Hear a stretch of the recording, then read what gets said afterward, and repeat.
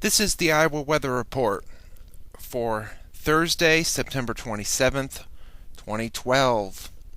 Now it's time to take our first look at the 0Z GFS Model Run. At 1 p.m. this afternoon, it's pretty tranquil across most of the country. Main storm track well up into Canada. A few disturbances across the middle part of the country, but the rainfall is going to stay away from the state of Iowa, with high pressure just to our north and east keeping dry air and seasonal temperatures in the 60s and 70s. The rain will be in the Ohio Valley down into the central and southern plains. Stays that way Friday. Rain in New England through the Ohio and Tennessee Valley and into the central and southern plains, with high pressure overhead, sunshine, and readings in the 60s and 70s. Saturday, to start off the weekend, high pressure, sunshine, seasonal temperatures, rainfall to our south over Oklahoma, Arkansas, Louisiana, and Texas, and along the southeast coast. Sunday, same story. Upper level feature in the eastern Great Lakes may bring a few showers to the eastern Great Lakes and into New England, some rain across the south and east and along the Gulf Coast. But even here on Monday, it looks like there's a frontal system that's coming through that could spark a shower. It's going to be very isolated, and there's a good chance that this could go away on the next run.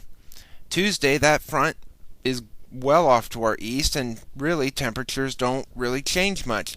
Readings will still remain in the 60s and 70s, with a pretty powerful windstorm over central Canada. And that starts to bring cold air down to at least the U.S.-Canadian border, but still keeping the rain either in the U.S.-Canadian border region or the southeast, and very little, if anything, around here.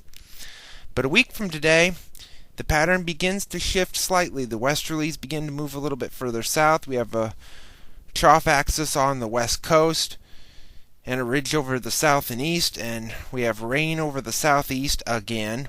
We have this frontal system that's trying to bring this very cold air down from Canada, and otherwise still remaining mainly sunny with seasonal readings.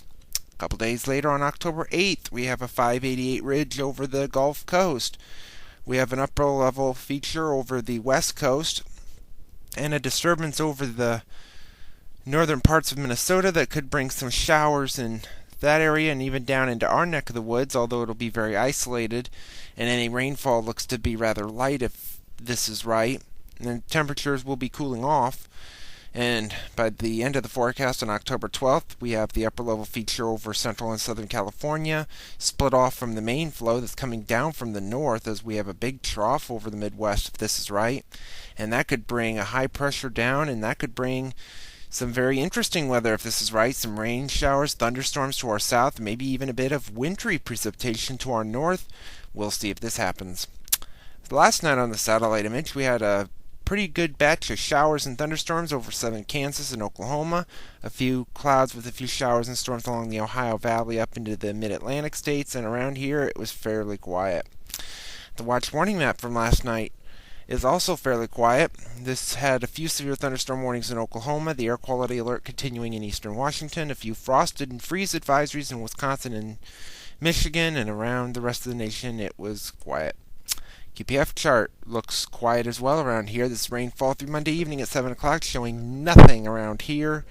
All the rain will be to our south, where they could get upwards of 1 to 3 inches, and this extends up into New England.